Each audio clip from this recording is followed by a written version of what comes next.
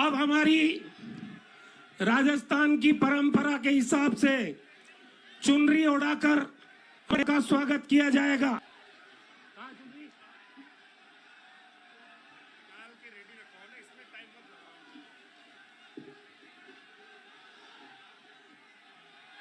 फटाफट बनाओ, मोमेंट तो लाओ।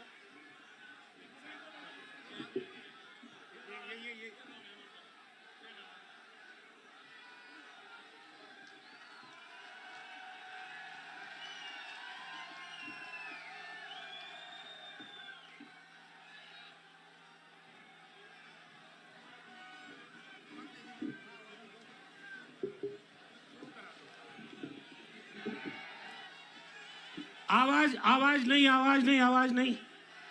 हम सबको, सचिन पायलट साहब को और हमारी महबूब नेता प्रियंका गांधी जी को सुनना है। सब शांति बनाए रखे। मैं हमेशा आपसे बात करता रहता हूं। आज हमको सुनना है आदरणीय सचिन पायलट जी को, आदरणीय प्रियंका गांधी जी को। प्रियंका जी यहाँ बुलडोजर बाबा आए थे थोड़े दिनों पहले। ये अमन और चैन की धरती है, सांप्रदायिक सौहार्द की धरती है, भाईचारे की धरती है। यहाँ हमने प्यार और भाईचारा कायम रखा, इसीलिए आज ये जिला बना है। आज विकास के नए पायदान हमने छुए हैं। मैं लंबी बात नहीं करूंगा। अब मैं सचिन पायलट साहब को आमंत्रित करता हूं।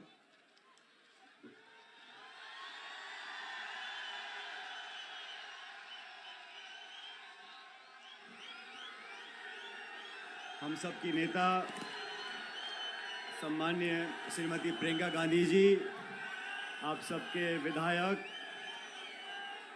और यहाँ के लोकप्रिय उम्मीदवार डॉक्टर रघु शर्मा जी, मंच आसीन सभी पार्टी के हमारे जिलाध्यक्ष महोदय, प्रधान महोदय, पूर्व प्रधान महोदय और इस चुनावी सभा में मौजूद आदरणीय बुजुर्गों, नौजवान दोस्तों, किसान भाइयों, प्यारे बच्चों, मैं सबसे पहले, क्योंकि मेरे ख्याल प्रियंका गांधी जी का केकड़ी में पहली बार आना हुआ है, तो मैं चाहता हूं आप सब लोग जोरदार तालियां बजा के प्रियंका जी का स्वागत करो। अरे ऐसे नहीं यार, जोरदार तालियों से लगे कि आप स्वागत मन से कर रहे हो। प्रियंका जी का बहुत बहुत स्वागत है। अब तो ये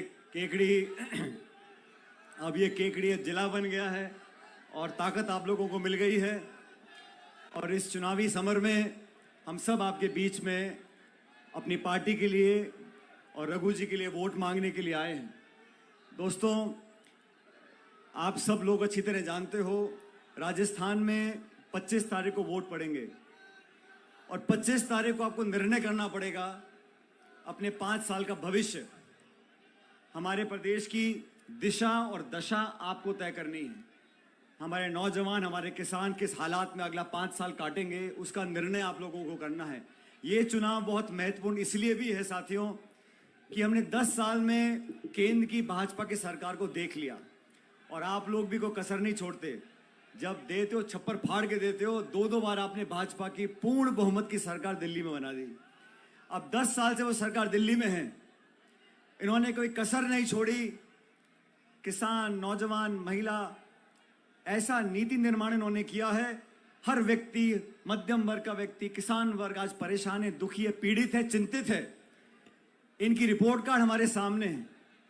लेकिन जैसा रघु जी बता रहे थे, जब चुनाव का समय आता है तो यहाँ पे बड़े बड़े नेता आते हैं और लगातार राजस्थान के बाहर के आके यहाँ पे, अभी योगी जी आए थे, उनसे पूछो गैस का सिलेंडर 1100 रुपए का क्यों बिक रहा है। सब्जी, फल, फूल, टमाटर, तेल, चाय पत्ती, तेल सब महंगा। अब 10 साल से वो सरकार दिल्ली में है। इन्होंने कोई कसर नहीं छोड़ी। किसान, नौजवान, महिला, ऐसा नीति निर्माण इन्होंने किया है। हर व्यक्ति, मध्यम वर्ग का व्यक्ति, किसान वर्ग आज परेशान है, दुखी है, पीड़ित है, चिंतित है। इनकी रिपोर्ट कार्ड हमारे सामने है। लेकिन जैसा रघु जी बता रहे थे, जब चुनाव का समय आता है तो यहाँ पे बड़े बड़े नेता आते हैं और लगातार राजस्थान के बाहर के आके यहाँ पे, अभी योगी जी आए थे, उनसे पूछो गैस का सिलेंडर 1100 रुपए का क्यों बिक रहा है। सब्जी, फल, फूल, टमाटर, तेल, चाय पत्ती, तेल सब महंगा क्यों है। तो बोलते हैं हिंदुस्तान पाकिस्तान। हम बोलते हैं फौज में भर्ती खत्म कर दी, हम कहते हैं फौज की भर्ती खत्म कर कर अग्निवीर चालू कर दिया। नौजवानों के भविष्य से खिलवाड़ कर रहे हो। हमारा नौजवान लड़का भर्ती होगा 19-20 साल का, 4 साल की नौकरी और फिर छुट्टी। हम पूछते हैं किसानों के खिलाफ आपने 3 काले कानून क्यों बनाए, तो जवाब आता है मंदिर और मस्जिद। इन सब लोगों को मजहब, धर्म, मंदिर, मस्जिद, हिंदू, मुसलमान, इसके अलावा चौथी बात कोई आती नहीं। हमारी पार्टी, आज आप जानते हो, केकड़ी में, राजस्थान में नरेगा के काम चलते हैं, कहीं कम कहीं ज्यादा। इन नरेगा का कानून किसने बनाया? ये कांग्रेस सरकार ने बनाया, सोनिया जी ने बनाया, मनमोहन सिंह जी ने बनाया। रोजगार का अधिकार दिया, शिक्षा का अधिकार दिया, खाद्य सुरक्षा का अधिकार दिया, सूचना का अधिकार दिया, आदिवासियों को संरक्षण दिया। राजीव गांधी जी ने महिलाओं को, ओबीसी को, SC ST को आरक्षण दिया ग्राम पंचायत के अंदर। ये कानून हमारी सरकार ने बनाए। और भाजपा ने के कानून बनाए 3 काले कानून किसान के खिलाफ, नोटबंदी, GST और अमीर गरीब की खाई को लगातार बढ़ाते जा रहे हैं। देश की संपूर्ण संपत्ति, हवाई अड्डे, रेलवे लाइन, खान के गोदाम, बिजली घर औने पौने दाम में 2-5 लोगों को दे रहे हैं। आप सबको सचेत होना पड़ेगा। ये चुनाव राजस्थान का बहुत महत्वपूर्ण है और राजस्थान में हम लोगों ने जो काम किया आपके सामने है और रघु जी ने जो काम किया आपके सामने है। और मैं दावे से कह सकता हूं, मैं इस केकड़ी को जानता हूं, यहां जो विकास हुआ है पिछले 5 साल में, मेरे ख्याल पिछले 70 साल में इतना विकास कभी नहीं हुआ होगा। और ये बात हमारे विरोधी भी कहते हैं। और अब आप सब जो पुराने लोग हो, आप सब रघु जी को अच्छी तरह जानते हो। रघु जी भी पुराने कबड्डी कुश्ती वाले खिलाड़ी हैं, ये नए तो है नहीं। यूथ कांग्रेस, फिर कहां चुनाव लड़े, क्या रहा, आप सब इतिहास जानते हो। फिर केकड़ी के लोगों ने आशीर्वाद दिया, आपने विधायक बनाया। और मैं आपको अब बताना चाहता हूं एक बात, प्रियंका जी, 2016-17 में यहां बाय इलेक्शन हुआ, उपचुनाव हुआ लोकसभा का। मैं प्रदेश कांग्रेस कमेटी का अध्यक्ष था और मैंने रघु जी को कहा, हम सबका नेताओं का मन था, रघु जी आप चुनाव लड़ो बाय इलेक्शन।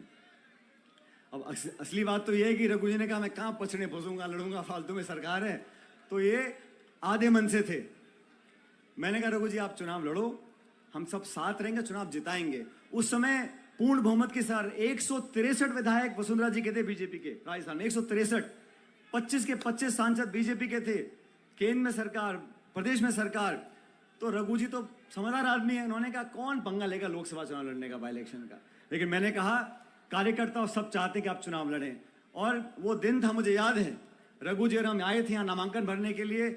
और उस दिन मैं रघु जी को कहा था, मैंने कहा यहाँ का कांग्रेस का कार्यकर्ता चट्टान की तरह आपके साथ खड़ा रहेगा। और वही हुआ, हम 8 सीटों पर जीते और रघु शर्मा जी सांसद बनकर गए। और उसके बाद तो पीछे देखने का मौका ही नहीं मिला। सांसद बने, मंत्री बने, गुजरात के प्रभारी बने, लेकिन सबसे पहले ये आपके सेवक हैं और रहेंगे। इसलिए आज हम सब आपसे निवेदन करने आए हैं। और सुनो साथियों, ये जाति, बिरादरी, और मैं जानता हूं केकड़ी में हम सर समाज के लोग रहते हैं, हम सबको एकजुटता दिखानी है।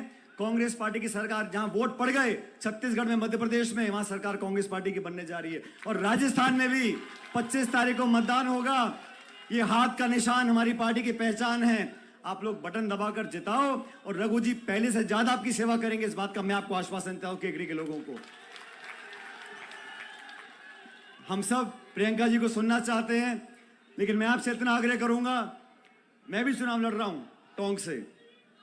और जब 25 तारीख को मतदान होगा, मैं मेरे विधानसभा क्षेत्र में होऊंगा, आप सब लोग वोट डाल रहे होंगे।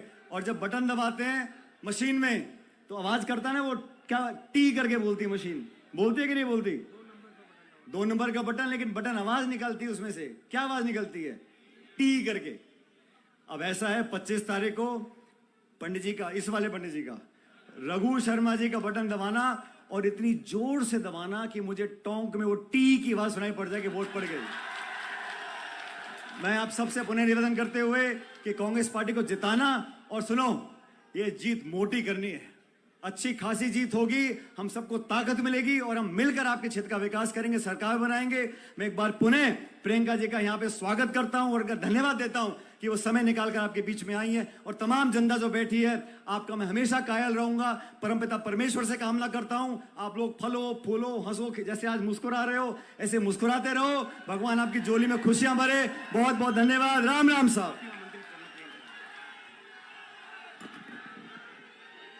अब मैं हमारी नेता, देश के करोड़ों लोगों की धड़कन आदरणीय प्रियंका गांधी जी को आमंत्रित करता हूं कि वो हम सबको संबोधित करें।